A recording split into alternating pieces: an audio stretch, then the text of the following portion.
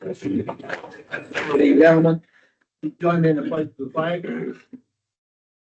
I pledge allegiance to the flag of the United States of America and to the republic for which it stands, one nation, under God, indivisible, with liberty and justice for all.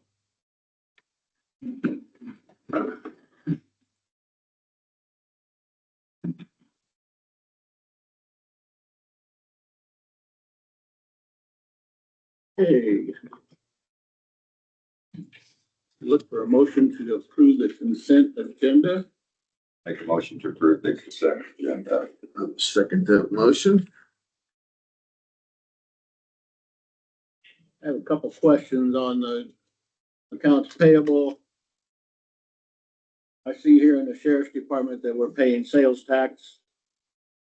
I know that we don't have a written policy that says we're not supposed to, but we are a government entity.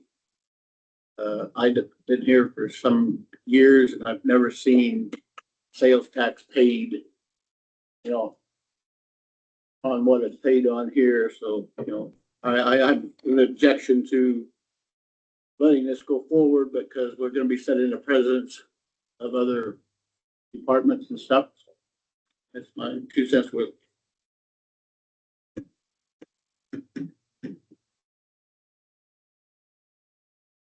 Motion is made and seconded to approve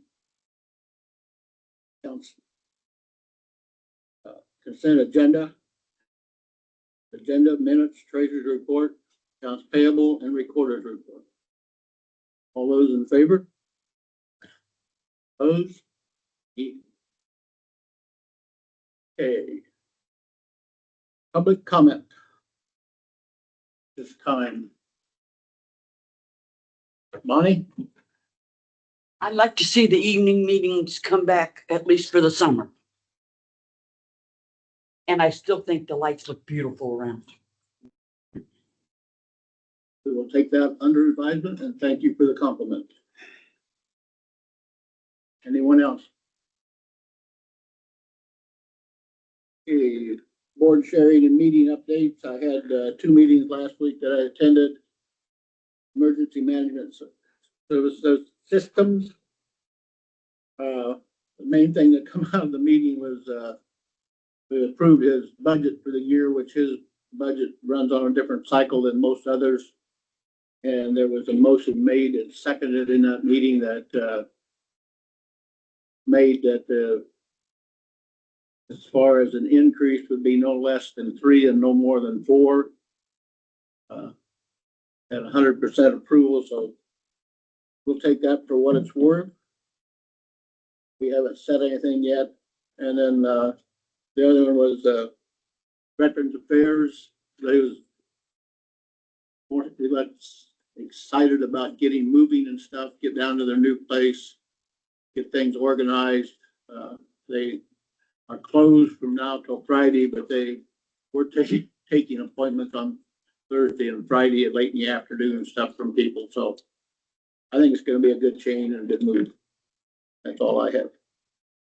Last night, I attended the Board of Health meeting down in Tabor.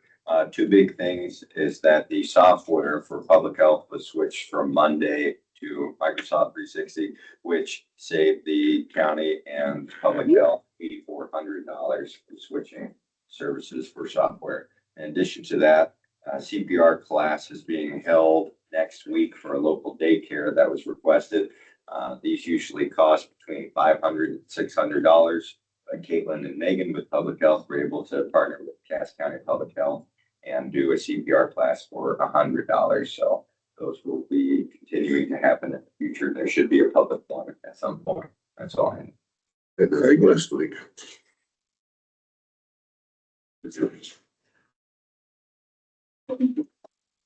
Pearl. Yes. Signed Tallgrass Pipeline Inspection contract with Snyder and Associates. Okay, so I did reach out to John with Tallgrass and then also Snyder and Associates. They had a meeting with them. And then I confirmed with John after the meeting. He did say once they presented more material as far as why they expected it to cost so much, they said, yes, that is valid and that we would pay 50% of the costs. So they told Snyder that it would take about 7 months for construction. So 7 months construction with 2 inspectors out there. They were then able to see, okay, that makes sense. And for the 40, 50 or 60 hours per week, we can get up to that 1,500 man hours. And pipelines, so yeah, definitely go ahead and cover all of those costs. Unfortunately, I did forget to send this over to the attorney's office, have them review it.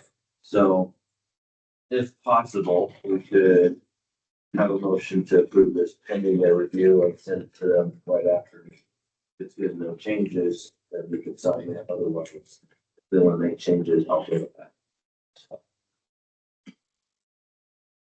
But they did say they were, John confirmed that it was something and said, yep, If they're gonna pay for we're it, looking at it.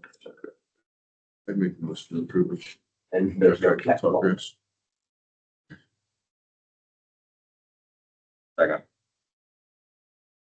And this motion will be subject to contract, subject to approval by county attorney? Yeah. On signing, right? All those in favor? Aye. Okay. General discussion, 195th Street. Have you guys sign it? I'll make it should be. Wait till after review. Then I think we'll know it. A discussion on reference 195th Street dirt extraction. No, we're no. general. All right, Wanted to bring you guys up to date. So the Kelting Ave Railroad crossing, down there on County Road, there's a little bit of issue there. We got a reimbursement from the railroads. We have an inspection set up for the DOT on January 20th, and then they can give us their portion of the funding. So I drove down there just to kind of make sure, and our barricades were completely removed. It's had a gate lock. So I contacted Mark Norman, right away. He contacted Food Energy and said, hey, we never discussed this gate. It's still a public road, so we need that barricade up. They said their understanding was that during construction, they could just use a gate. I think they got that information from the railroad, but from a railroad standpoint, it's probably fine, but from us, it's not public safety. And so I think they're gonna set up a meeting with me tomorrow morning, discuss that, get the DOT involved if we need to. But I said we need to get those barricades back up as soon as possible. Someone driving by at night, there needs to be some sort of roadblock there. There's a gate that someone forgot to shut, so working through that. But they are interested in the future of us potentially just vacating that road. If they can keep their address and then they can do whatever they want as far as accessing that. It's basically just for them, tell that there's not a crossing there. So working through them with that and kind of getting those done. Next, I just have Risk Road, so we invited Cheryl in here, wanted to talk about that bridge on Risk going over I-29. Did you step out? Oh, there you are, Cheryl. You were back there and you moved up. Well, I can't hear, I couldn't hear you. No, I that's still fine. couldn't real well. So, yeah, we just wanted to invite you in here, at the board request, because the DOT wants to close that bridge. I think you're kind of filled in with that. They said that, 40 vehicles per day on that road. So we kind of wanted to hear from you, how would it affect you? And then, if that bridge were to be closed, obviously there's an incentive. They said about $1.5 million the county would receive to close that. So yeah, that's why we invited you today. How would it affect you? Yeah, Well, first of all, is it, and maybe you said this, and I did, is the state gonna have an open hearing on this? It would have to be by board resolution. Right. But I don't know, once they sign the resolution saying they're in favor of it, it goes to the state, and I'm not sure what they do. If they need a hearing or not. I've got a couple concerns and really, if they close it, and the way I look at Beacon, and I don't understand, that road on Risk was, they made that road through there when they put the freeway in.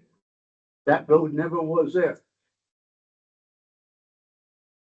But the way I look at maps now and stuff, that it looks like the county would close that road at the railroad tracks west. But they'd have to keep Risk open to the east. So Trying to find it you here. see. Okay, Mhm. We could have a dead end. Right here is Interstate 29. That's- Cheryl. yeah, and here's the tracks in, right? Tracks are right. Right here. Yep, yeah. Yep. What appears to me, I don't know why the state owns a little bit of this. It says state of Iowa on Beacon now. And I was gonna have you survey that maybe, Lonnie, or did, but I don't, but who actually calls the shots here of tearing this down? Or are they just gonna shut the road and maybe tear the bridge down and leave the approaches there? Who's gonna tear it? Who's responsible for tearing them approaches down? And if that, all this through here then would be closed over 139th Street, I assume. But who's responsible for doing that? And then after they do it, would the land return to the landowners, or, because the state bought that right away to put that bridge in there. Good question. That road never was there until the freeway went down. And of course,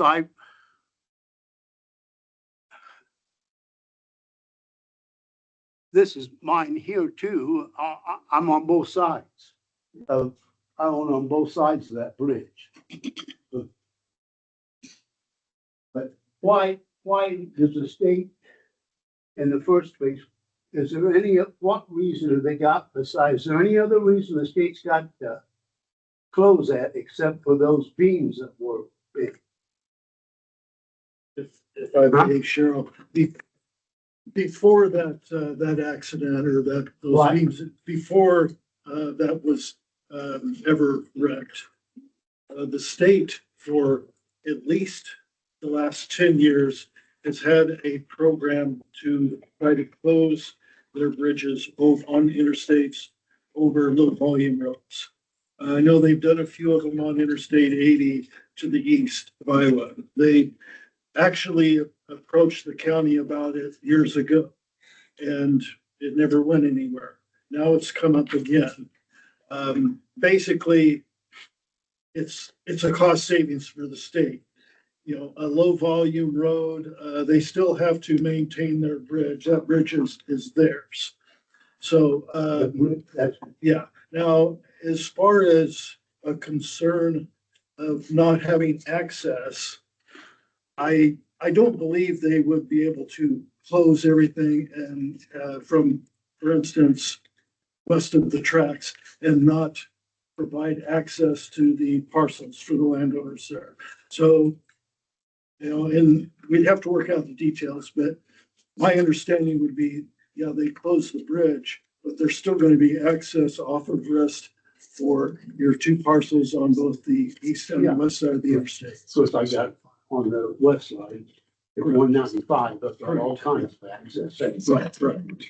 But up the railroad a half mile north of there, 2 years ago, closed my crossing.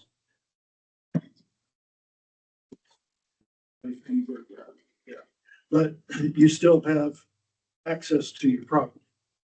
I'm trespassing through state property. This is the only access I've got is right here, because this, I can't, this is steep, this grade coming up to this approach is steep. This is the only little access I got and the state owns it. We could easily make that a stipulation. Yeah. You see what I'm saying? Yeah, we could have the state either transfer that portion to the landowner, you, or to the county if we're gonna have a section of road there. But the approaches are also the state's. It's not that the county maintains. Is that right? Yeah, the counties maintain the approach railings to the bridge, but the bridge itself is maintained and owned by the state. And the approach. It's, they don't really do any maintenance on the approaches. No, But, no. but yeah, you're right, they do own that. But once you cross those railroad tracks, it's just a small entrance. I can get through on the state property. Because that grade goes up there. I can, steep. Sure, yeah. You'd have to. I would be confident we could make that happen as part of the negotiation with the state on the closure. But actually, right now, I'm trespassing. That's the only way I got to get in, because the railroad closed that crossing north of me. I'm actually trespassing on the state. If I would- Peter's right, and Lonnie, I think that For the most part, it is there. you're Yeah. gonna survey that, Yeah. right? Yeah. For me, Sure.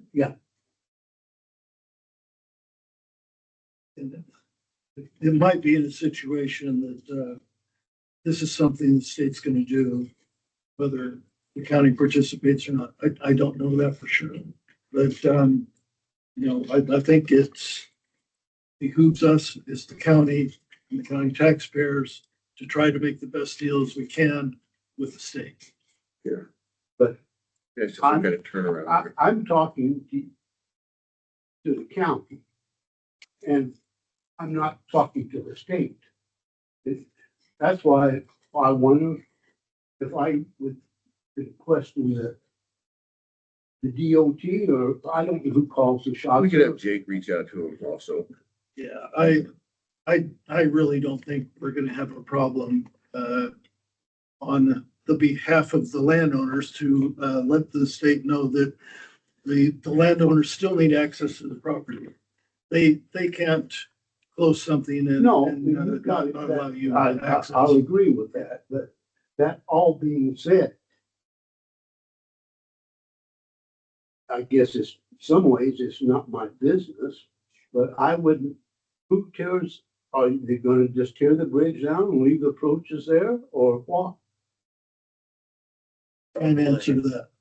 Yeah, we haven't gotten through those details, but driving by, you said you saw some that they had removed in the past. They leave quite a bit of the approaches, don't they? Yes, yeah.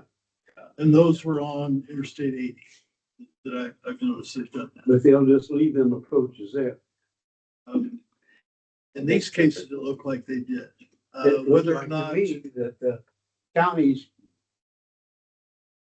I do think that maybe the state on 29 is taking care of their right of way a little bit better than they have.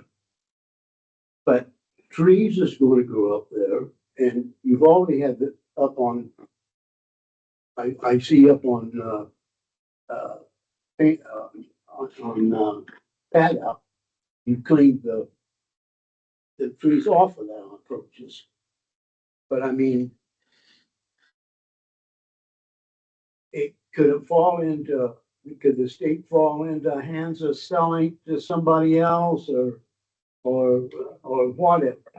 And making a kind of a junkyard out of it there, I mean, very truthfully, where this was in 1971, right here, the state started, I bought this here from the state of Iowa. It was gonna make a borrow pit here. And they started scraping in here, and then they decided to go over in the Lost Hills and by the rock quarry. And that's where they got the grade for most of the grade, but they've cut that down in here, and I just thought if they close it, I'd like to have that filled back in like it was. But, I mean, But both sides of this, the state here too, this was theirs too. That we bought this after they decided wasn't gonna put a borrow pit in there. It's a good point. We can talk to them about taking those approaches down. The only reason the approaches are up were to make the bridge. Yeah. So, yeah, I quite frankly hadn't thought about that, but I think it's a good point.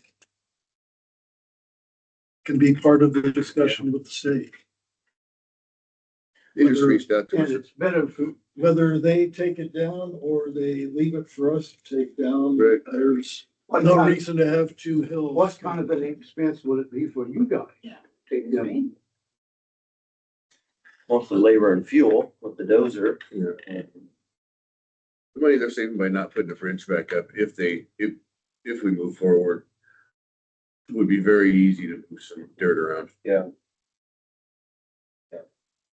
mean, we could try to. They just came to us and asked if we would be, they came to us and asked if we would be, what our thoughts were on them, closing the bridge or removing it. So we wanted to reach out to you because you own most of the Well, I ground think around it. you guys So we- asked me anything. Yeah, we don't know all the specifics yet. And you brought up some great questions and I'm sure Jake will, pass those along. So, we just want to know what your thoughts were, it's, if you have some concerns, they will be addressed. And I know the counties, now that's just hearsay, and I thought it's $1.5 million or something like that. But when I get the bridge is closed, it's not gonna help me out. Yes. It's gonna be a little worse for me You go around, going around. But I suppose the state wouldn't give me a compensation. probably not. You know, even the approaches also presents a little bit of a safety issue. So I think we can talk to the state about Yeah. removing the approaches. Would it be better for the county if you could? Yep. I Yeah. do believe, because if you leave something there, kids are gonna get to it somehow and figure out some kind of a play off of it or something, and just, yeah. We'd like to have a turnaround there anyway. I mean, if it's gonna be a dead end road, we'd like some kind of a We could turnaround. probably there. close that road throughout to 195 then. There's no sense keeping. Well, we would need to make sure there's still access to every parcel. There is, Yes. very much so. So, yeah, we wouldn't close the 195th right at the intersection of Vista and 195th because your parcel there then would not have access. So the closure is going to be probably closer to or right at the Interstate 29 right of ways on both sides. Yeah, but you say on 129, when risk turns back to the east, you wouldn't close that, you just close it over to the approaches there. I wouldn't be in favor of that because again, there's a parcel there west. But they Of don't, they the- come in, the they railroad. come in from that portion of 129. Whether I mean, from, whether you own it or someone else owns it, there needs to be access to each parcel off of a public right of way. but there is. Well, there is With now. the closing, And but after they close it, Still would be. right, There's still, if you closed it at Interstate. 195 right, on the west, if you closed that, sure. it's, We would not close it here. why? We would close it back here, so you have access here. But I got access all over here. Those are separate parcels. No, these are mine. Okay, they're yours today, Cheryl. I don't want to say this vindictively, but those aren't going to be yours forever. This owner might be a different owner than this owner. So that, we have to leave access for that parcel regardless of who owns it. Well, my friend, Yeah. if you want to check my well out or my trust, it's gonna be a long time. Existing parcel, so we It's always been entertaining to talk to Cheryl. Well, thanks for listening to me and if anything else comes up, well, let me know. Thanks a lot. Appreciate it. We'll keep you involved. Okay. Thank you.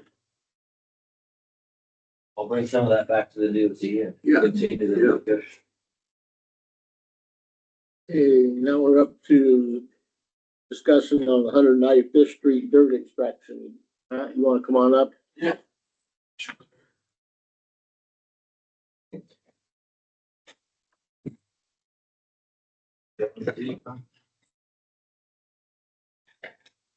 Well, as you all know, we've had something come up that I thought was over and done with. But, seems like it's come back to, haunt us again.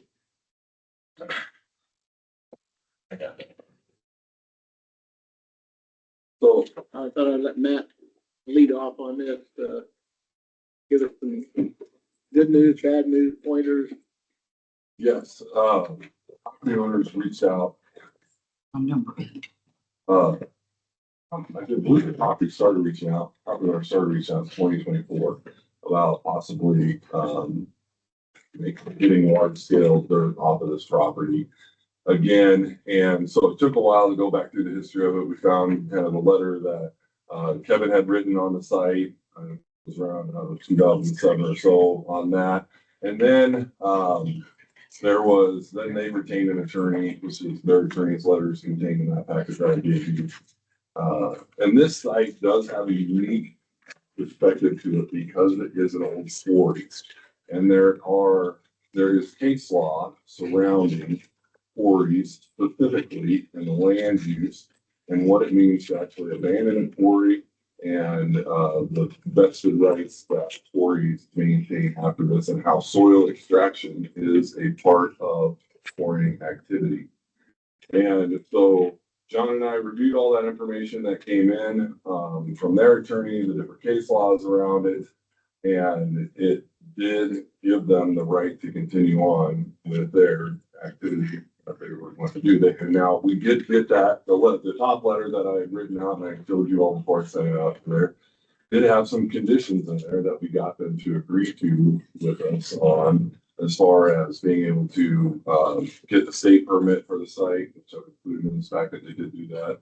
That there's engineering involved in what they're doing on there, and that they keep the road clean, make sure we have solutions, good, try to be good neighbors to it as this is ongoing. Because their engineering showed from their building plan that it could be up to 11 million cubic yards of soil that is removed from that site. And I did have somebody comment to me. I talked to an individual on the phone about it the other day, and they're like, well, they've never quarried in the area that they're currently at right now. And I'm like, but they have. And it was back we looked at the old aerial photos all the way back to the 1960s when that quarry was there, or the interstate project.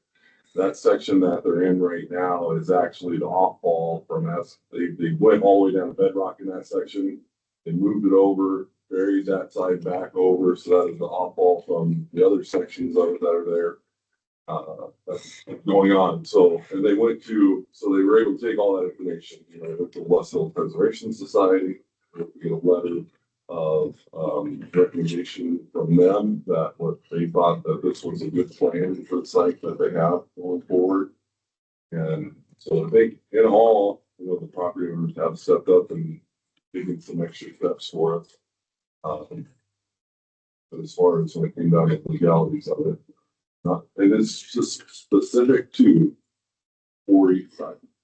So that would be the difference on if you were to ever have on the landowner come up and say, well, I haul dirt off my property, and says the case law specific around to quarry sites and what it means to have that material ebb and flow with the needs of the area around it, how it turns into that commodity. And there might be times where that commodity is in high demand, and then there's other times where the commodity is not in high demand.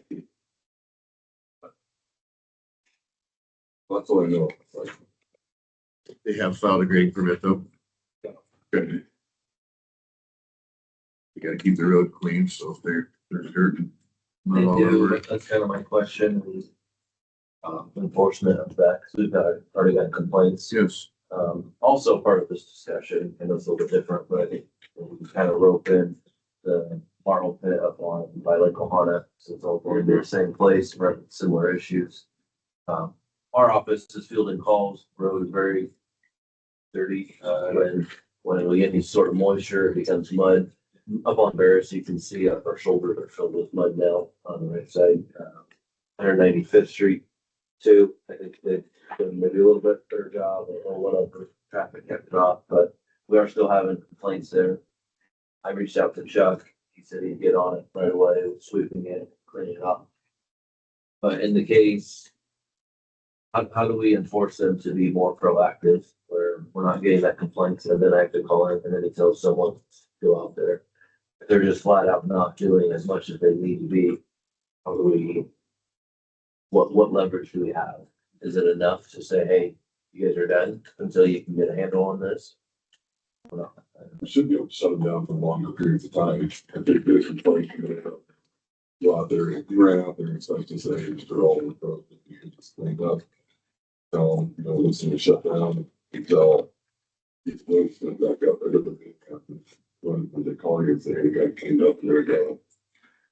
You might be out there tomorrow. Like, go ahead. And that has to come through a process of in writing. You could do this, actually, reports on it. I'm not volunteering for inspection report. I'm just saying, you know, we get a phone call and I call and tell them, hey, you guys need to be shut down so you get cleaned up, and they keep running. And the sheriff start writing tickets at that point, or? That sounds like fun. Being honest. Yeah. Because you're gonna ask me to go out and enforce what law? Right. What law is broken? Is it part of that contract? Or is this actually, a shifting load? Is that what we're calling it? If it's coming off tires? Because I'll be honest, that does not sound like a whole lot of fun to me. If we're gonna pull the contractor, tell them that they're violating the contract, that's different than enforcing the law. Like you said. So that's one issue. Another issue too is just the amount of damage that is gonna be caused to that road. My understanding is we're not getting any extraction fee because it's operating under that Tory speculations, right? That road, especially the northbound lane, is already a troublesome lane for us just from grain haulers. We had foreman out there, he counted 19 trucks in 10 minutes. I mean, about every 30 seconds is a truck coming out. You know, minimum is gonna be 80,000 pounds. I mean, 11 million yards, we're talking 5 to 10 years of hauling to this. That road's gonna be just completely gone at that point. In which case, it's hard for us to want to do any major repairs, knowing that it's just gonna be destroyed again. I think an overlay or something like that is gonna be a waste of money because, again, that's not gonna add that much structural support, but also they're gonna be breaking it up as we break it down. So it kind of leaves our department in like, how do we handle this? I mean, do we just let the road go to total crap? That's not fair to the citizens, I don't think.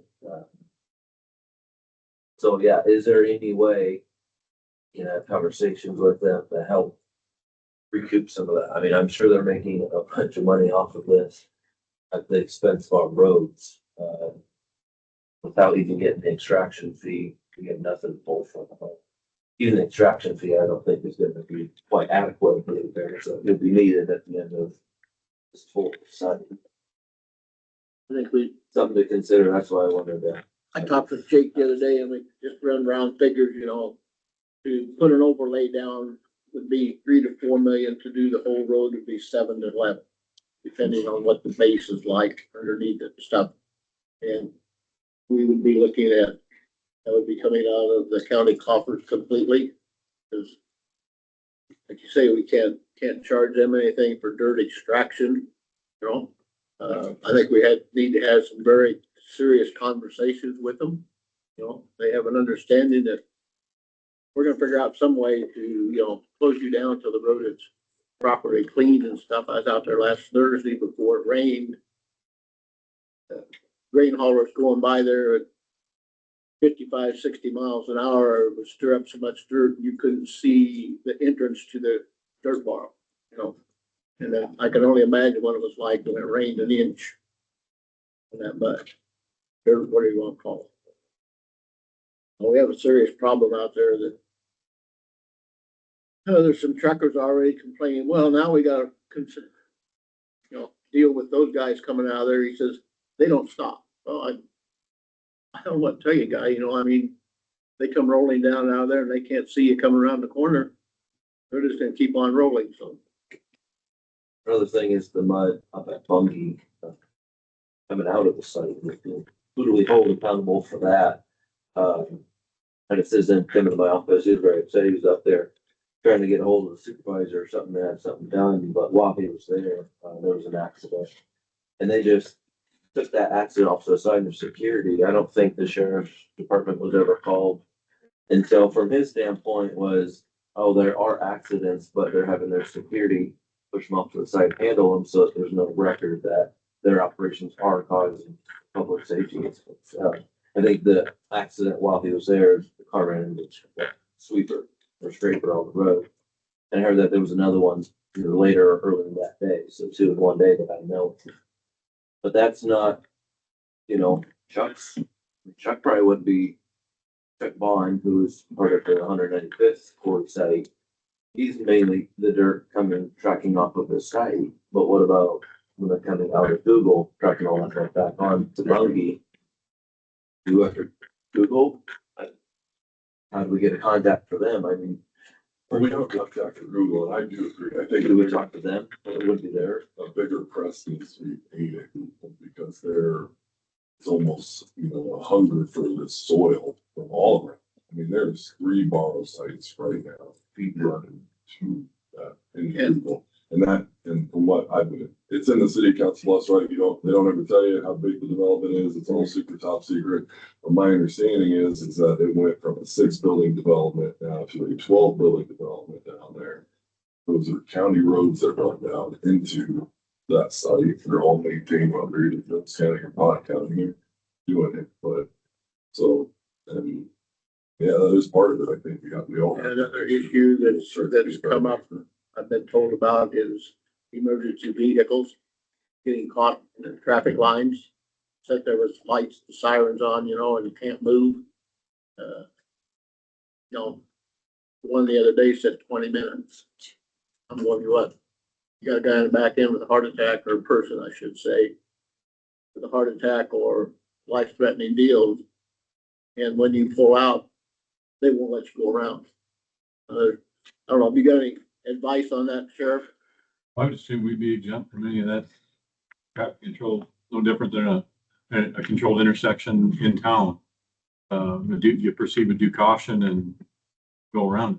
But I also know about the time you get halfway through it and you meet the pilot car, it could be a different story. I'm not sure how that would. They said they're having some trouble getting out of the Mineola area, trying to reroute around that.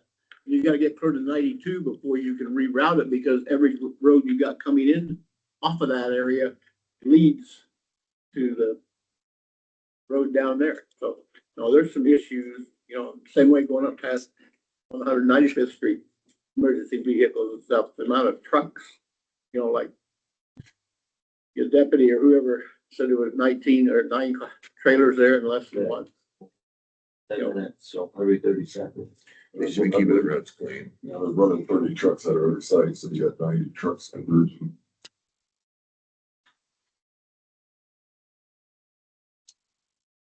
I know it's only 105th, but is there? It'd be an off conversation, but contract agreement that we can hold the borrow pit up by Ohana, hold them to the same.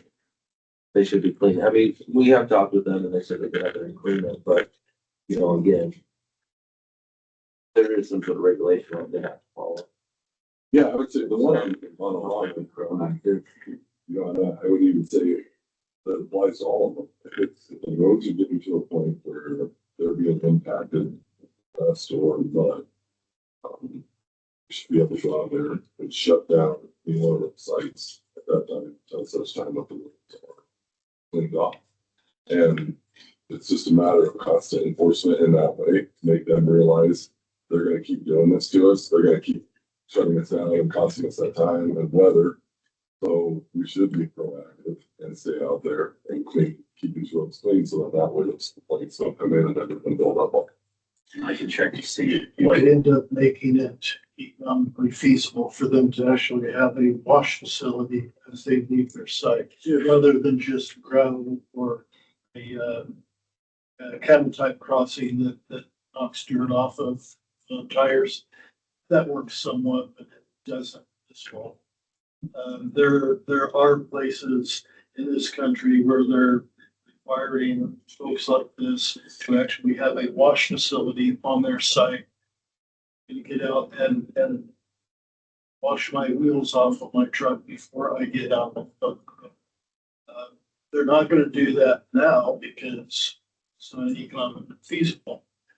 Keep shutting them down until the road's clean. And realize they're losing more money shutdowns than a wash facility costs. If anyone would have traveled Highway 34 last Thursday afternoon when it was raining cats and dogs and tried to go eastbound on 34 in front of the dump exit, I would have wished you luck because it was like you were traveling on a mud road. You know, and all they do is that's off of tires only. There's no dirt coming out of there other than what's on their tires. And you would think with the rough road they have things, but I've made complaints to them. I've made complaints to the DOT. DOT says, well, you know, we tried the sweeper and it got hit and we don't want to cause somebody to get killed out there or something. I thought, what about all the other traffic? I mean, so we have some major problems in all areas, but no, the dirt on the road is, we got to be able to control it somehow. Another thing about the dirt ending up on our shoulders, if that's not just from the tires and it's from the load itself, yeah, there's not a requirement to cover the load, say, in the state of Iowa, but there is a requirement to keep your load in your truck. So you can give them a choice. Either you're gonna cover your loads or you're gonna haul half loads so it doesn't blow out of your truck onto our shoulders. We did that several years ago with another contractor, a different site. And when we gave them that choice, they said, cover our load. I don't know if they are covered right now or not. I went up 195th yesterday. I went up 195th yesterday and every truck that I met that was full was covered. Now, I did not pay attention to the ones that were southbound turning in. But What the highway code ordinance happened from the club, they're very road supers cycle. So push along. But they like to stand up for road damages, not just cleanliness and mud. Yeah, cracking and heaving and shipping, stuff like that. Have we done any metering of the road, I guess I could call it, you know, survey of how the grooves are now compared to what they're gonna be like in 1 or 2 years? You know, We haven't, I know you reached out about that a little bit, doing a road survey, and that was my question, what leverage do we have to hold them accountable? If we do that survey and then it obviously gets worse. Say, hey, you need to repair this. What, I mean, what do you put them on, like, road use agreement, like we do on the big construction, projects that are coming in, come up with these big formalized roads, use agreements.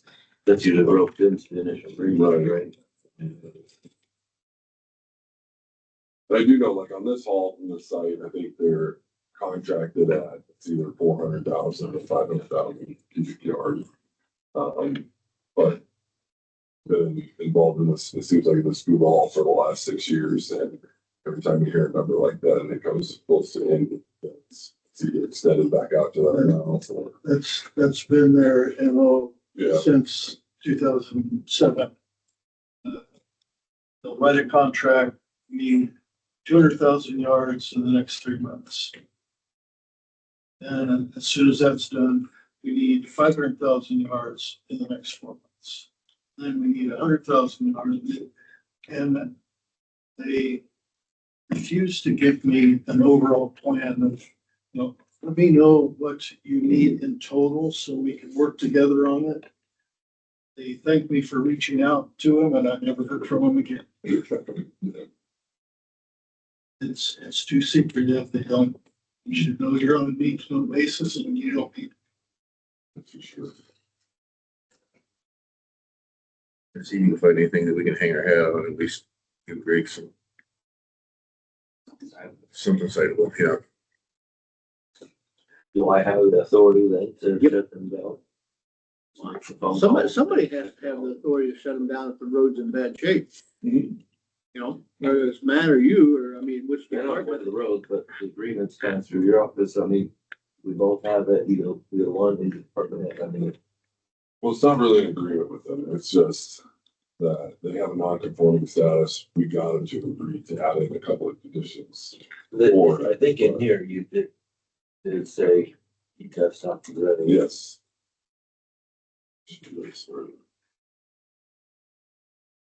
Subject to following. Yeah, so we got them to agree to get a grading permit from the county engineer's office, supported by engineered reclamation plan. Property owner is gonna bear the cost of the third-party inspection, third-party engineering reviews for the compliance and grading and stormwater regulations after rainfall events of 1 inch or more per hour in 730 days.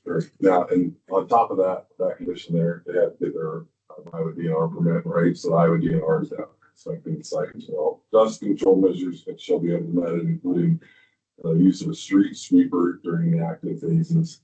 Gravel drives shall be established and then be to track out, knock off from vehicles leaving the site.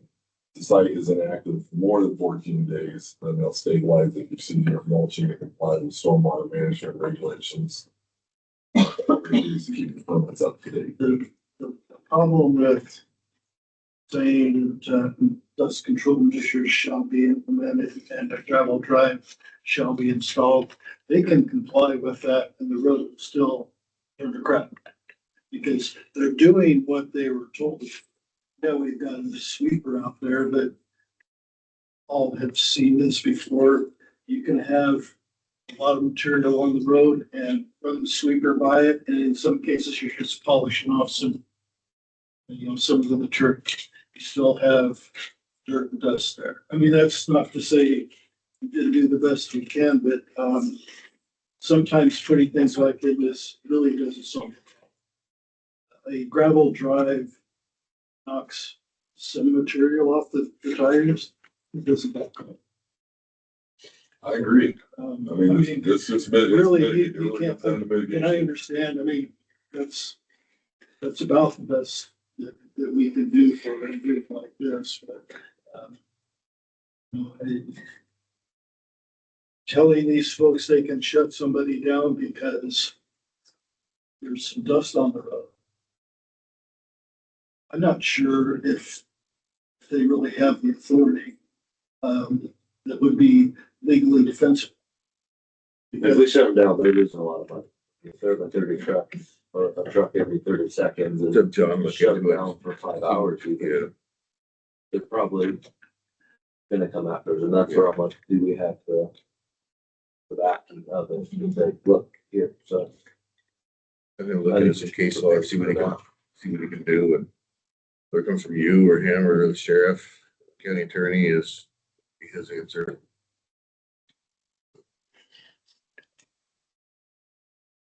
At least think we need to fire one over the bow. Send them a letter at least, see.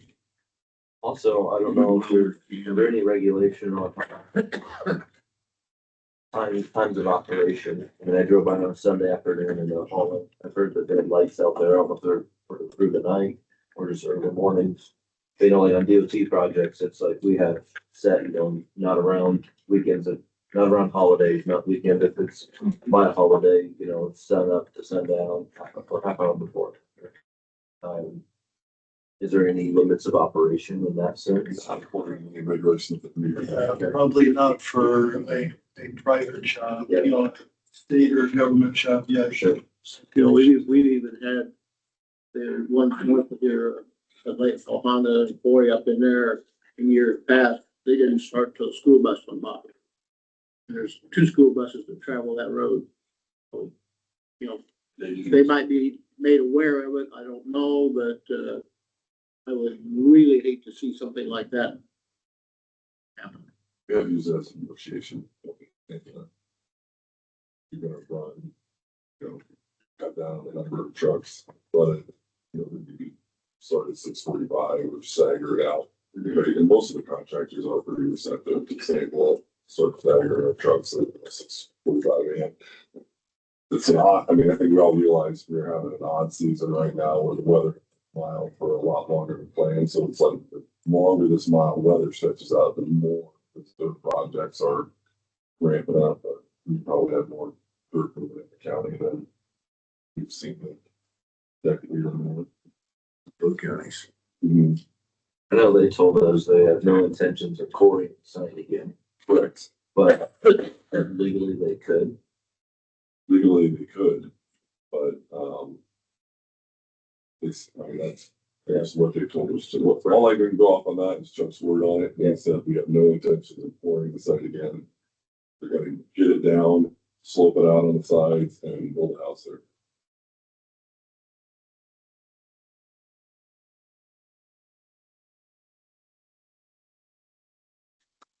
Gentlemen, I thank you very much for coming in. Yeah. Letting us know. Each one of you guys got some things to do, and We'll see. when you wanna come back, See why, what happens. Yeah, keep us posted. Maybe some of it can be solved with just conversation and working with them too. Yeah. Thank you. Kevin? Thank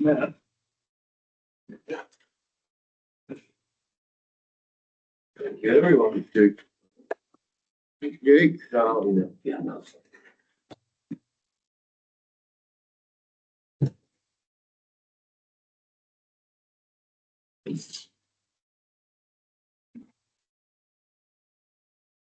Okay, next on the agenda is discuss an update from Mills County Library. We can probably gonna slide this. Do y'all wanna come up or one of you at a time? Who would like to be first? Yeah, bring them all up. We'll slide chairs around the table. More the merrier. Write your name down so that way if that's how I get name from. Yeah. Oh, did you? Well. Yeah,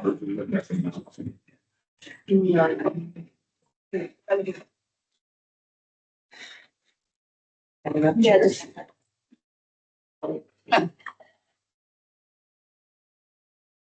Who are you? No, you're good. Thank you for having us. Enjoying Oh, I'm enjoying it. I'm enjoying it. Oh, yeah. Good. Okay. It's here, I go to the Bible, I read more reviews. County engineer. Okay, go I'm ahead. ready.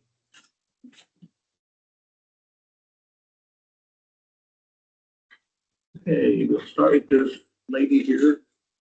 Left. Linda Westover. Last time I came in front of this board was 42 years ago. And it was to start the Emerson Public Library. It was after the flood. And Charlotte Lee and I went through all the books that had been down in the community building. We came and asked to be included in the library, and I just want to thank you all for doing that. I have a little sheet that was presented to present to each of you from our librarian who couldn't be here today. Yeah, just ask those.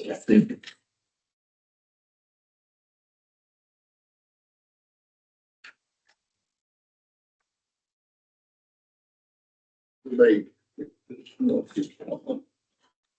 this day and age of technology, it's easy to think that the libraries maybe are faded out. Let me tell you, in Emerson, the library is the heartbeat of the town. So we really appreciate you guys supporting us. You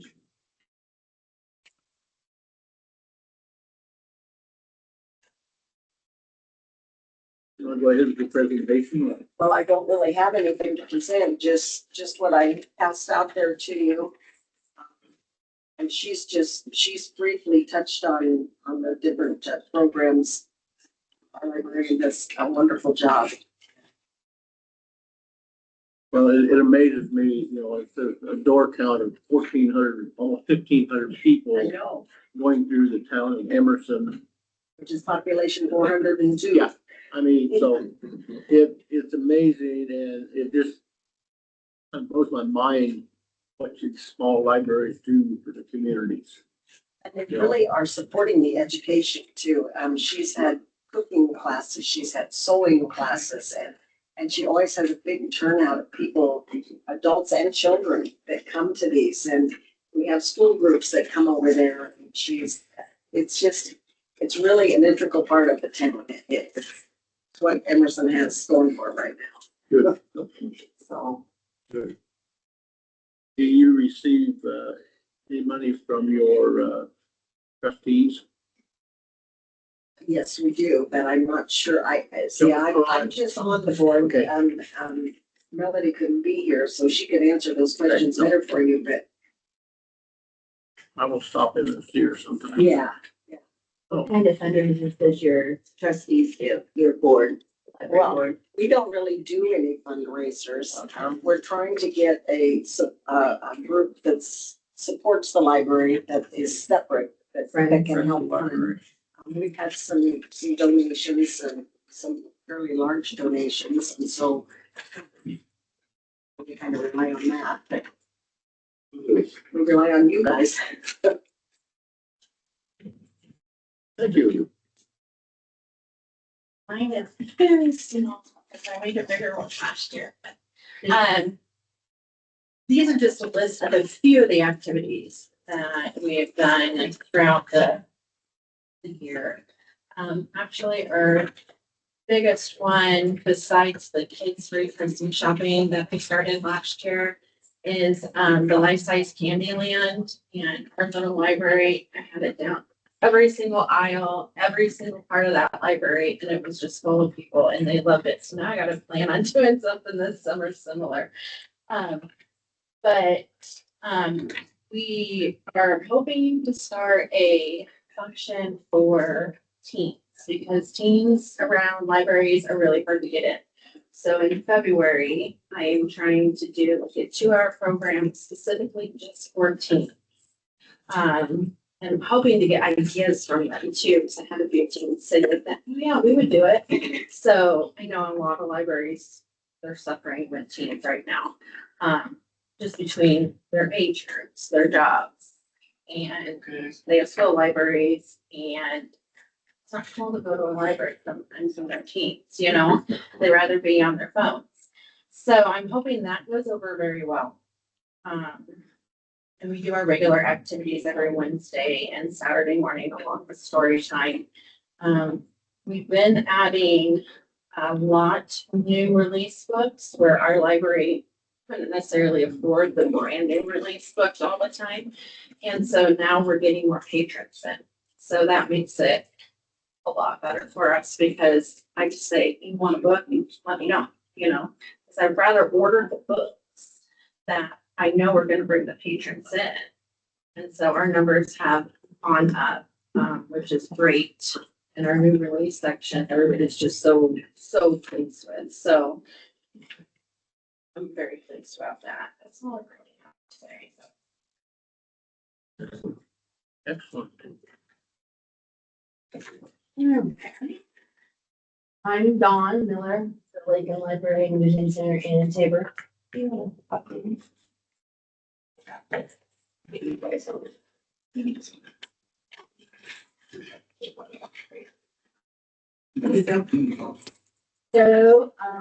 these are, the first sheet that you have there is just our at a glance. It's our head count and all the different programs that we've done, our lunch and learns, and how many people come to those. And a section that's just on our summer reading program, how many programs we have and how many people attend those. A new thing that we did this summer that I wanted to highlight was in the red box over on the right-hand side is the Kids at the Farmers Market program. And this was something that was brought up to us at a meeting with Iowa Public Television, started this in Perry, Iowa. And so I partnered, got a sponsorship from Cargill in Nebraska City for $2,000. And each week, kids could come to the farmer's market on Thursday nights in Tabor, and they would get an envelope that had 10 $1 farmer's bucks that they could use on any food or produce or any food item or drink item at the farmer's market, not toys or, with things like that. And they could spend that money on anything there at the farmer's market. And then we had things that the kids had to do each week, like the bingo sheet. So they had to ask each of the vendors questions when they bought things from them. The vendors absolutely loved it because the kids were interacting with them and learning about how that they, for instance, made barbecue sauce with carrot and stuff like that. And then we would highlight a different product that somebody sold each week and we would make up something with it. So kids even bought jars of barbecue sauce that Eric made, and stuff like that. The families loved it, the kids loved it, everybody loved it. And so we're hoping to continue that this week. So that put $1,737 back into the vendors' pockets for food and those kids. I mean, they'd be walking around with heads of broccoli that they're taking home and things like that. So it was really amazing. We loved it, and we're hoping to continue that here. Our fundraisers, our library association does 3 fundraiser meals each year. And then myself and my staff help me along a couple of volunteers, and we do 2 vendor fairs a year. And then we sell like gift baskets at Easter and Christmas and things. And this year we did Blind Date with the Books at Christmas time, and those went over very well. So we try to get some extra revenue in with those to help with our summer reading program because we don't have funding for that. Find that, and funding is getting harder and harder because everybody's asking for money from all. That's the only thing that I ask from our local businesses. That's the only thing that I go out and ask for money for is for summer reading program. And last year was really hard. So if you have an extra couple $1,000s that you don't know what to do with, I can sure use it for summer reading. But and then down at the bottom, we do community outreaches. I still do the pint-sized science at the school, and I do science with the seniors at the Tabor Manor. And then the library itself does things with the Trick or Treat on Main and the Miracle on Main, Homecoming Parade, and the Farmers Witches. And then down at the bottom is some achievements and awards. We are one of only 4 places in Iowa. I think I told you last year because we had it coming, but it hadn't been here yet, about the Spark Places organization, which brought in quite a few people to come and see what that was. And then it started new programs at our libraries and new ideas for things that we're doing in our community. I was presented a Innovation Service Award from the American Small and Rural Library Service this year. And I got to go to Albuquerque, New Mexico to receive that. It's quite an honor. The director and assistant librarians attended a Women Gaining Ground conference to learn more things about agriculture and things that we can do in the library to help with that. And we were awarded a Pink Iowa Beautiful grant. And then I was just recently asked to be, and we just started this month, from the American Small and Rural Libraries to be on an advisory committee for solo-ish librarians. So libraries that have just one library or maybe just one helper, but they do everything. And it's about how they can best support them to be able to get grants for things they need or to have time to do the things that they need to do. Ways to be able to get extra training for doing so many things. Yitzi, okay, she stopped in and visited with me, and we're going to try and start up some kind of a program where we have entrepreneurs come into the library in the evening and be more of a program for teens and younger adults, or could be older adults if they're still wanting to start something. But we want entrepreneurs to come in to kind of share what they're doing and how they got started, and see if we can't get some kind of a connection between different entrepreneurs that maybe can't afford a storefront and things like that, and just spread. And then the last thing is we have increased our patron visits by 68% in the last 10 years. So the library has been amazing. That's very good. Five, yes. So I think all of our libraries are doing amazing. I am so proud of every one of you, and I'm glad that we can get together. I also gave you a January calendar, so you can just look over and see what we do on a normal basis during the school year. That's what our calendar looks like.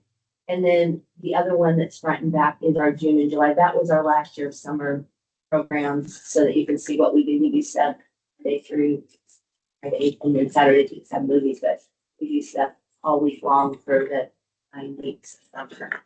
So we are very busy and we love that. And we have lots of different ages coming and doing lots of things for our library. And we started Lunch and Learns. Sydney's doing it now, and so is Malvern. So, and we share a lot of our presenters for summer reading and for our Lunch and Learns. We reach out to each other to try and save money by having presenters. I appreciate your support. And, you know, when I come here, you know, it's always good, always good. It's encouraging. Really hear from you. Thank you. I gotta say, John, I appreciated that you let us have our Board of Health meeting at the library. That's really appreciated. It's a good spot for us to meet. So thank you Yeah, for that. but every month we meet there. There's other non-profits that you let us use. There's other, and we're getting ready to have Rawls Township meets there. At the library for free. Thank you. It's appreciated. Very good. Any other questions for me? Hi, You're next. I'm Lisa Formhouse, and I'm the director of the Melbourne Public Library. And first, I want to say on behalf actually of all of us, thank you so much for the money that does come from the county for us. For that, blesses us with being able to keep our doors open so we can actually go write grants and get money to actually do the programming. But your money keeps us open, and you very much appreciate that. Does anybody read the Malvern Leader? One. We write paper too. What? It's in the Tabor paper. Well, in the Tabor paper. So I write an article called Library Tales. I don't write it. Hemingway writes it. It used to be Breyer and Hemingway wrote it, the dog. But now it's just the cat because, I noticed that. yes. My wife says, what happened to the dog? What happened to Breyer? I don't know. So for 2 years, I brought my supposed to be a therapy dog prior to the library, and she hated it and just hated it more and more. And so I ended up having an 80-pound dog because she hates loud noises. And I live on gravel out in the country. And she would get between me and the steering wheel. That's a problem.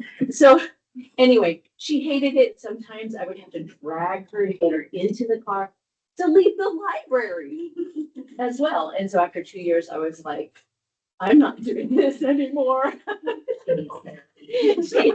After, you know, I need therapy. So, anyway, so we have our library cat, and he actually and lives there because he doesn't like to travel on party there. So. My granddaughter reads part of the articles and stuff because she sees that in the paper. She says, this is cool. Yeah. I mean, it is. I mean, to get her interested in things is Yes. besides her iPad and things. Yeah. Her thumb breaking, but Yeah, here No. that's. no, I found it very interesting to read the article. Thank you. We have an awful lot of people who come in just to get stumbles from Hemingway and just have a little therapy, buzz therapy. Gets them in the door. Huh? Gets them in the door. It does. So it used to be that our slow days were like, you know, maybe 5 people, 5 to 7 people. Now our slow days are more like 25 people.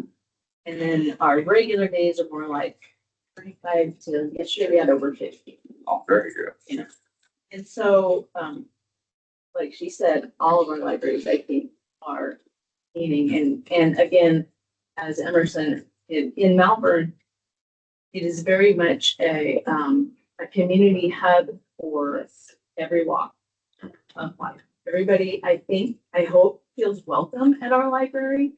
And I think that's something that all of us try to do is just be a place of community for the people who serve. And we serve each other. I had somebody come in from Glenwood, who's, read all your children's books now, and so now they're going through our children's books, and they'll be on, I'm sure, to the rest. So, it's a beautiful thing. I'm not going to give you statistics because the statistics are fantastic. The programming is great. The grants have been amazing for gardening and sustaining. We have a freeze dryer and a refrigerator and a freezer and a 3D printer and a greenhouse and all different kinds of things. And we're building right now a sensory corner with a big food shift in it, eating a bunch of old books, like 2002 books that have never been checked out. And I'm not kidding, never. That we're still sitting on the shelf. And I was like, what? Anyway, so we are updating and making our space more available for people to do things as well as to study, read, and function learns and that kind of thing. Since we have a separate meeting room, it's a beautiful thing to be able to make other regular library space a living space. Thank you very much. I'm not a big charts person, and so we get that. If you would like that in the future, I will make a concerted effort to do that, but if you do not need that, We just like to see it I'm here. taking that off my plate. We appreciate you coming in. I'm Autumn Yostin. I'm a little bit of a disadvantage. I've only been at the Glenwood Public Library for less than 6 months. And you're doing wonderful. And she's amazing. Thank you very much. We were without a director, as you would probably remember, for the better part of summer. So it's been a great team. We're making forward strides, but it's been a bit of a learning curve. So there's just some stats for our program attendance and each breakdown. The attendance in number of programs for fiscal 25 was actually down from 24 because we had been partnering with the Mills County Museum and their former director did not allow for as much local library programming to be held there. Summer of 25, their new director is very open to bring more. So we will be able to use that space more going forward in 26 because what we lack in the library is space, that some of the other libraries have much more physical space. So for some of our summer programming, one of my big goals is to really work with the community and find more of those places that we can have more of these events, and not just for children's programming for the summer. We brought back the shelf indulgence, the event that we do with Freya monthly. We started last night the Silent Book Club, which I'm partnering with Jitsi from the Mills County Chamber of Commerce to bring readers into other venues and other businesses in Glenwood. We will be at the Vine Street Bakery in February. We will be at Keg Creek in March. We are hoping to be a roundtable in April, but that's pending all of their things. So my big goal is to really do more community outreach type things because we are limited by our spaces. What we can bring in, there's nothing saying we can't push out. You know what a silent book club is?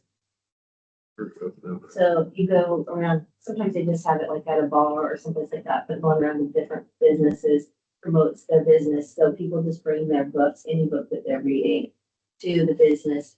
And you have like a half hour where you can visit about what you're reading or whatever, or longer, whatever. And you can order whatever you want from the business. And then you have like an hour or however long you set up that you just sit and read your book while you're enjoying the food and whatever. But it's quiet. The first part's you visiting. So it brings, they can bring their books, they get out of their houses, people do, but it is showing off the business in town and supporting them and doing the business. So The Omaha Public Library has a very aggressive silent book club. They bring into, like, they go to the Jocelyn and they go to museums. Sarpy County Book Club tonight is at the wine bar over in Shadow Lake. They have a really integrated with their businesses. So that's really what I wanted to bring into Mills County and to really feature some of our businesses. Well, it's always very interesting to hear from you ladies. This group to me is the backbone of the fine of all the communities, especially when you see all the kids and stuff, you know, especially in Emerson where you have that many people coming through the door. I know there's other small cities and stuff, but no, it's amazing. I've always said without a library, community called. And I think that's very true. So we thank you very much for coming in and presenting today. And we appreciate helping you. Thank you. So I didn't hear anybody say yay or nay on, would you like me to do one of these? And move on? Which just No. seeing you and hearing you is keeping us informed. It's what we care about. Or you choose to do it and do with us.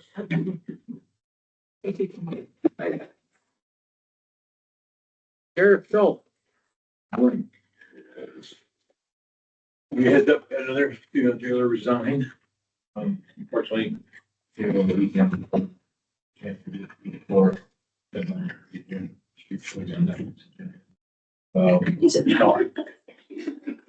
I hope I don't need it. But it's just a revolving door things going on here. We have one who just took the, psychological testing from the state. So hopefully get that information back as soon as possible. We get to our medical testing and then bring one on board, but as soon as we lose one, get one, here's one.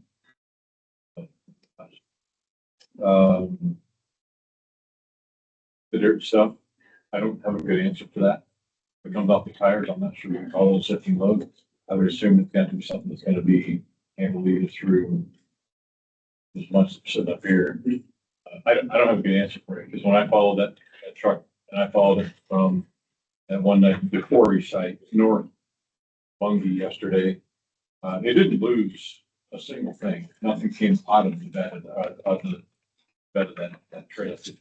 There was plenty of stuff on the road ready. And he's right, sort of, I don't know if we can. I don't have any, I don't know what it's capable of, but I don't think we have a wing blade that can come along there and push that one that's on the shoulders now. Otherwise, you mentioned the minute it gets into the rain, it's gonna turn to mud. Turn to mud, it's gonna turn to ice. It'll be snotty and then it thaws out. I don't know if we can push that back to keep from having water puddle on the roadway there. He can blade it. What it's gonna do is push the rock off the after he rock it. So it's a, yeah, right.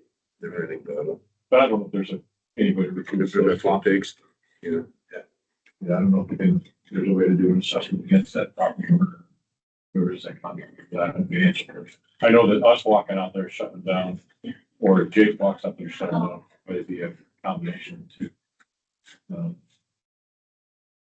Can't see that conversation going. Other than that, I'm outside. I still think we ought to have a conversation with those people, even have Corey come in, you know, and stuff.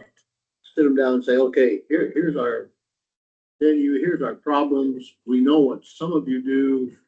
And then you can point to him and say, okay, what are you gonna do about this?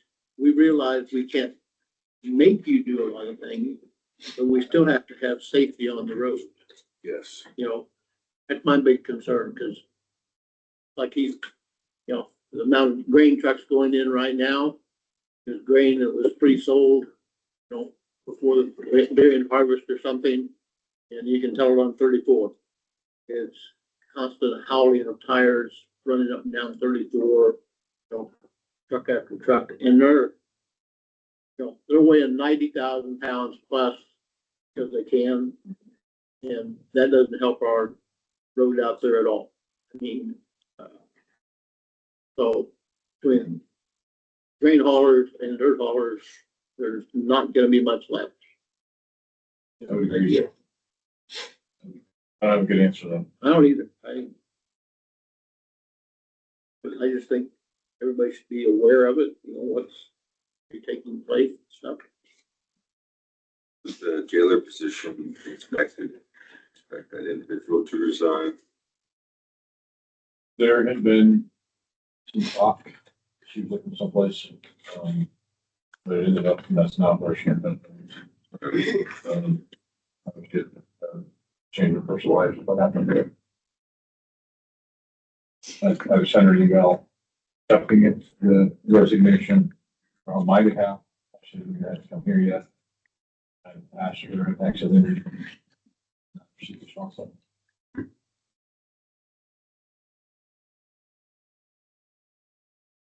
Other than that, I don't have anything else. So you guys have something for me? Hello. Thank you, Sheriff. I'm leaving next Tuesday. Meatballs. We got her. The first of the year, so I need board member. I saw him on the agenda today, so There you go. good morning. How are you? We're good. But Eric's been on the board for the last 5 years. He just came up for reappointment, so he needs to be reappointed for 5 more.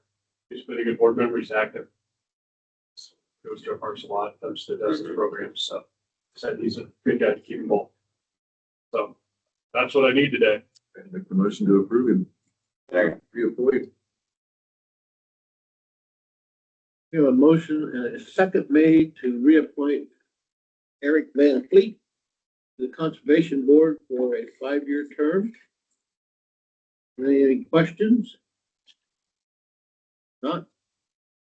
All those in favor? Aye. Opposed? Motion carried. Thank you, Jared. Appreciate it. It's about as easy as it gets. Hey, Amber, we're down to you. Discussion reference FY 27. Dates, if you guys are available to be here for a few hours, so I can start scheduling budget work sessions. What weeks are you looking at? Anytime from here and hopefully get done in the next couple weeks, at least with the first meetings.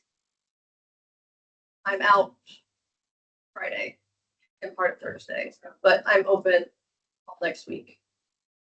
I could do, Thursday afternoons, Friday afternoons, Is it Thursday afternoon? Or was it Friday?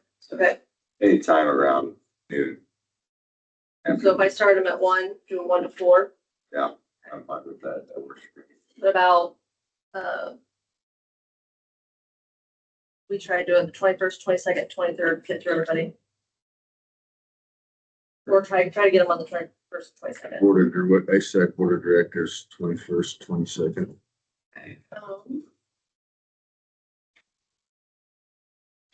So how about the 28th, 29th, and 30th? 29th, we are statewide supervisors meeting in Des Moines. I think people signed up too. What about next Tuesday, starting at like 10? Yeah, Next would be the 20th? That wouldn't work for me. You guys gotta shoot me some dates, so, and I'll filter through and find the time that works for everybody. First week of February. trying to get ahead of I know. a couple days ahead of time. No, we have state auditors here. I would like to hit that for February. The state auditors here the first 3 weeks of February. So when's the ISAC, when's your board directors meeting? Next Wednesday afternoon and Thursday. Wednesday and Thursday, the 21st, 22nd. Okay, and when's the, supervisor? So statewide is 29th at 28th, downtown 28th, evening 29th. meeting. Yeah, I mean, Mondays afternoons, I'm free. Free all of Monday the 19th, I'm wide open. Don't mind for some reason. I don't know why. Can I start at 1 then that day? Start as early as you want. Okay. I can get everybody through here. And then I need a second pay. Will you guys be back 23rd or no? Yes. Next Tuesday afternoon. So that wouldn't work. 23rd will work. Like there, Friday, all day, or would all day get us done? Or what do you want to do? we just do the afternoon. Okay. I'll start. All right, I'll get this together. Yeah, are you headed to Winter Games? 19th and 23rd. 23rd. Get you ride. So the 19th afternoon and the 23rd in the afternoon. Or I didn't. Oh. I don't.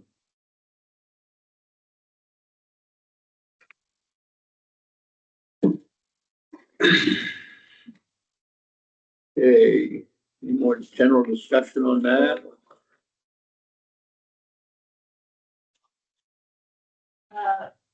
We need to do a budget amendment. I'm working on that this week.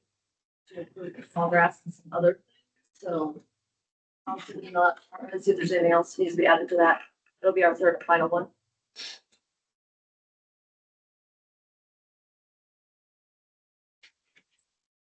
Okay, are we up to, 13, consideration formal action reference resolution 2306, 2603, setting elected official salaries for fiscal year 27.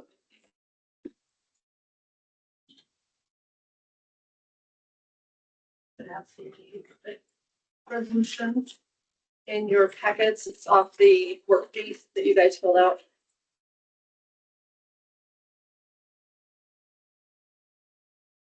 I didn't think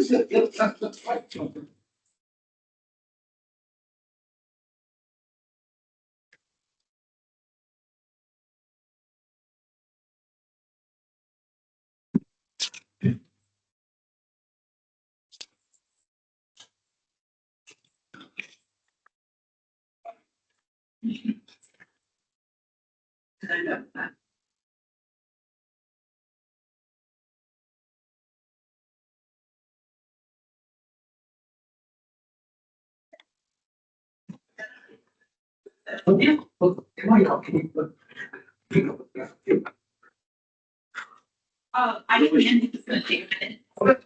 I'm pretty sure I guess. Yeah, whatever you.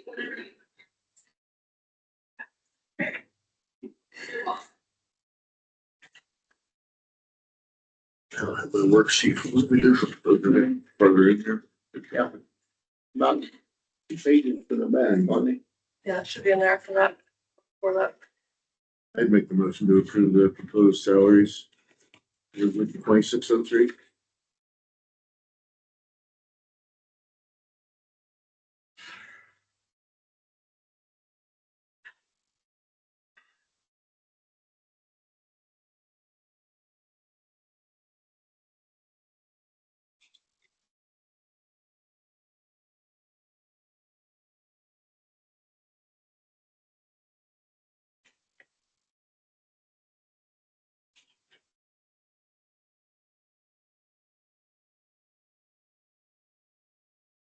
All right, second.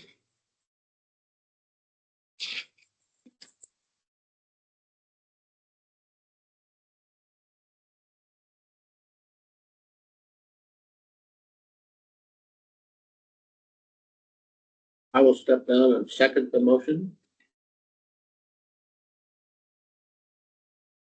So motion made and seconded.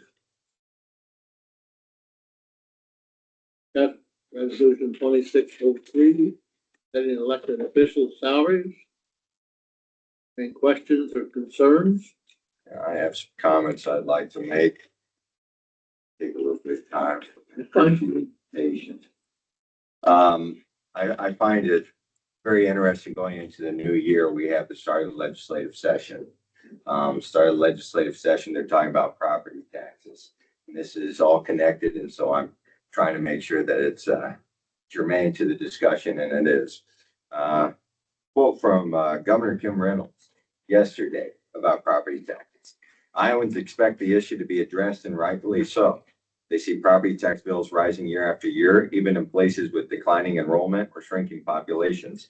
They see spending growing faster than their own incomes, and they don't see enough accountability. They don't see enough accountability from local government. I find it also interesting that in Iowa code, there's only one route that elected official salary can be changed besides the Board of Supervisors. Board of Supervisors can be lowered any year. It doesn't matter what year. The auditor's salary cannot be lowered. The treasurer's salary cannot be lowered. The sheriff's salary cannot be lowered. The only other salary besides our salary that could be lowered is when a full-time county attorney switches to a part-time county attorney.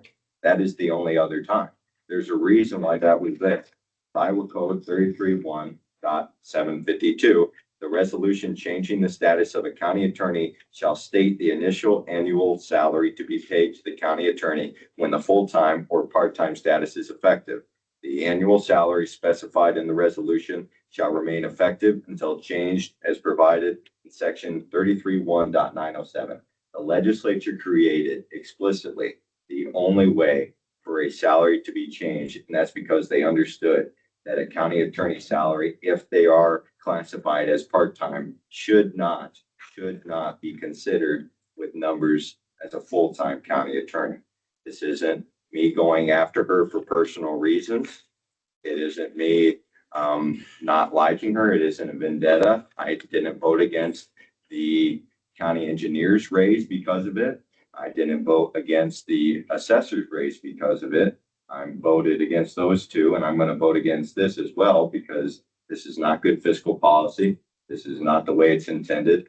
And this is why we're seeing the state going to hammer down and going to make sure that we don't have any rights and responsibilities as counties anymore. So I'm against that increase. Even if you look in our documents at the different counties included, you got the county attorney's staff.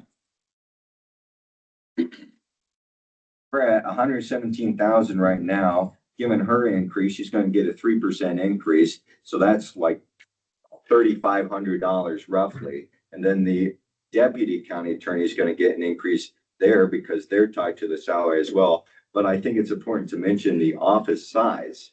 You got Crawford County, their county attorneys make 132,000, but they got a staff of 1. We have a staff of 5.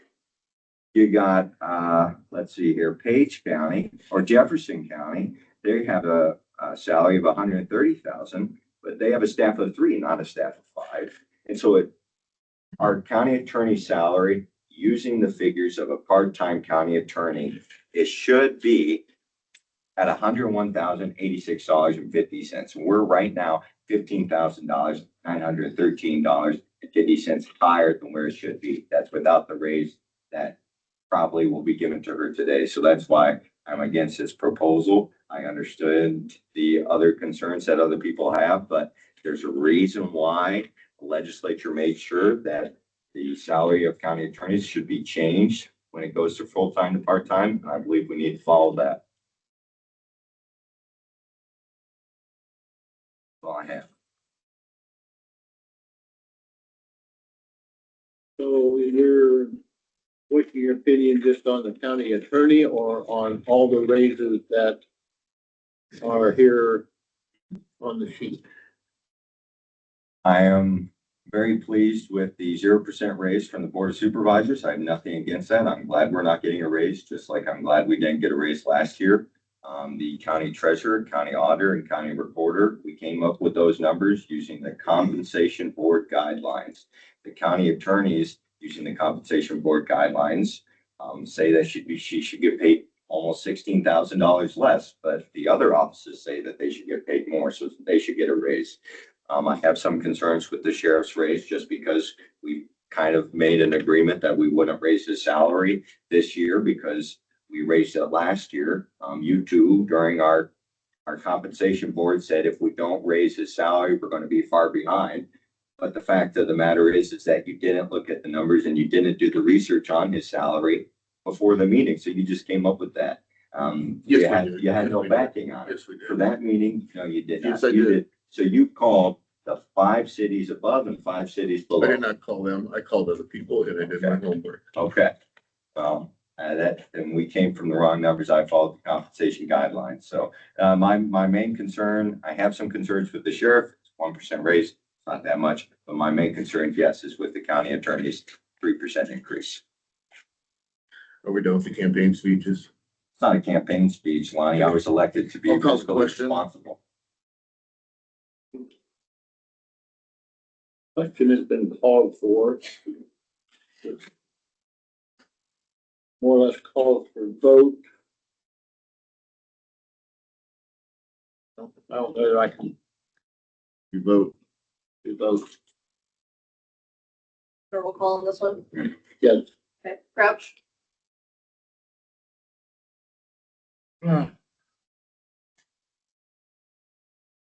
Yes. Mayberry, Yes. Sayers. Nay.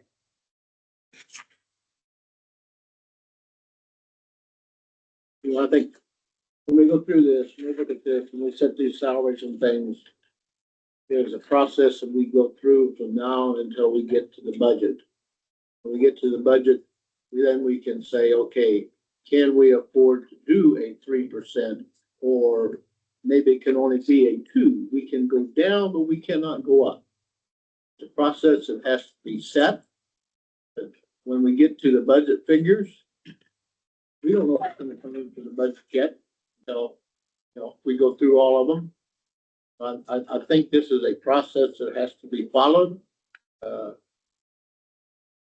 nothing saying we're gonna pay $120,000 to the attorney. If we pass this resolution, in a few months, can we go back and say that this resolution is void and then change our mind? Because my understanding is this is final. You can rescind a resolution. Yeah, You can rescind the rescind it. resolution. Yeah. We can lower that, we can lower these, but we cannot raise them. Is that true, Amber? I'd have to look into that. I don't know. I think any resolution can be rescinded. This just helps set budgets for them to start working on their budgets to bring to you guys to look over. I mean, I've talked to all the employees, their department head and stuff, that what are we gonna figure on? What are we gonna figure on? For instance, the other night, my EMS board put out no lower than 3, no more than 4. We have to respect that because it was done by his board. Same way with the conservation board. They can come in and say, we think they're worth 4.5. Yeah, I'm not saying we don't respect that. We're talking about two separate things. We're talking about a different board and then we're talking about our powers as a compensation board with elected officials. I've always liked to see if we put out a 3%, people should follow that in suit. Follow me? I mean, we shouldn't get this one's at 4, this one's at 4.5. Oh, we can give 3.5 here from these boards and stuff. No, I always thought that when we set precedents, as some people say, that's what people should follow. Okay. Okay.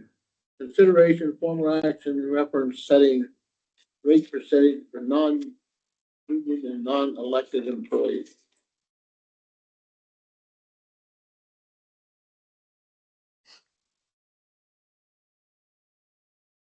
It's the rate of inflation right now, Amber. 2.8. 2.8 is cost of living. Here. 2.8 for Social Security. We just got news yesterday. I'm so thrilled about the big increase. I can't hardly wait to see it. Because the insurance rate is giving me 4.4. Yeah. Please, So accept the counties.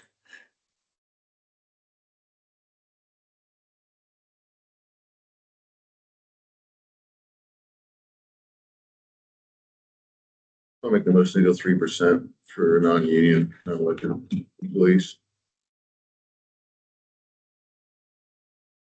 Second.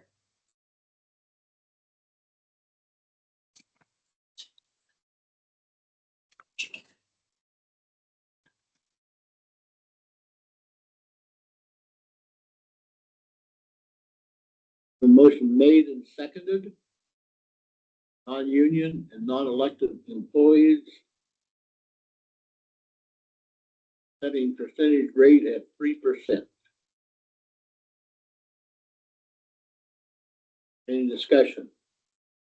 Question?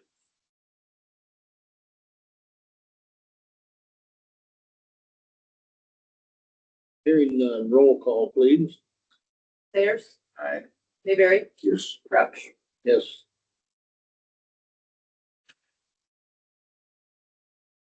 Consideration, formal action. Appointment of condemnation board members. Member or members?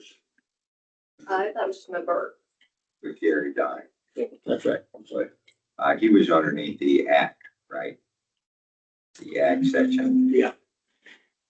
I would make a motion to appoint Karen Seifel to the Mills County Condemnation Board. Second. Spell her last name. S-E. SEIPOLD. Richard, no, SEI. POLD. you're up there.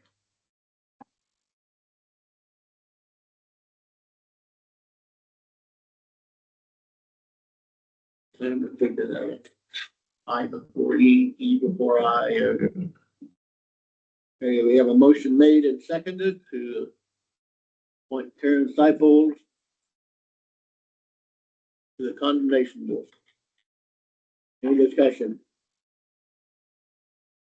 Hearing none, all those in favor? Aye.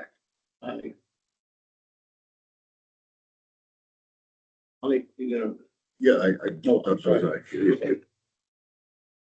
consideration formal action, appointment of Surha Board of Commission member.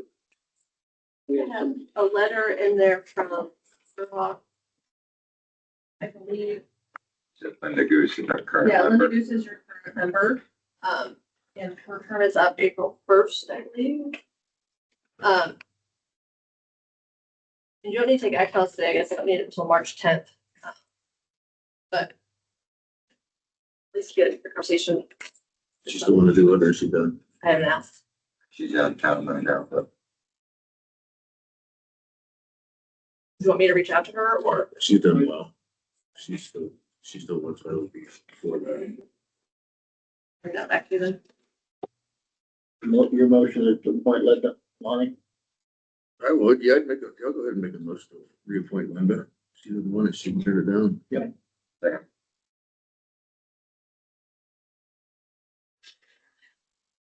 A motion made and seconded. Appoint Linda Goose to the Surha Board of Commission. Any discussion? All those in favor? Aye. Aye.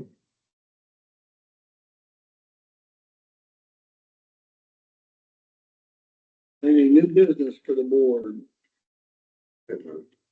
No, new business, I will make a motion to adjourn at 9. Go ahead. You'll notice I took, the CO2 pipeline off of the agenda today. The main purpose is trying to figure out what they're gonna do. I mean, when you talk to counties that have these boards, I talked to 2 counties that's had them for 5, 6 years. I says, what did you write up for them to do? Well, just in case we needed them. I says, for what purpose? I says, what can they do for you as board members? And I could never get an answer.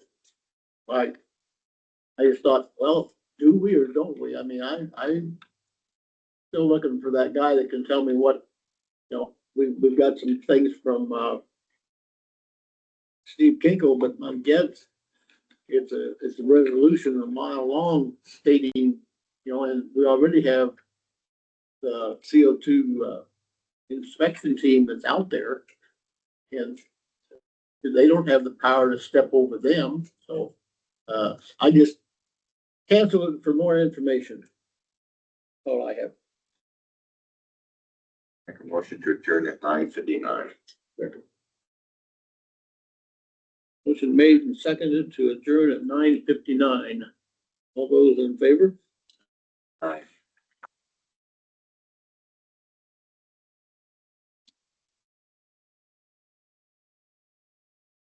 Come on up there, Dick.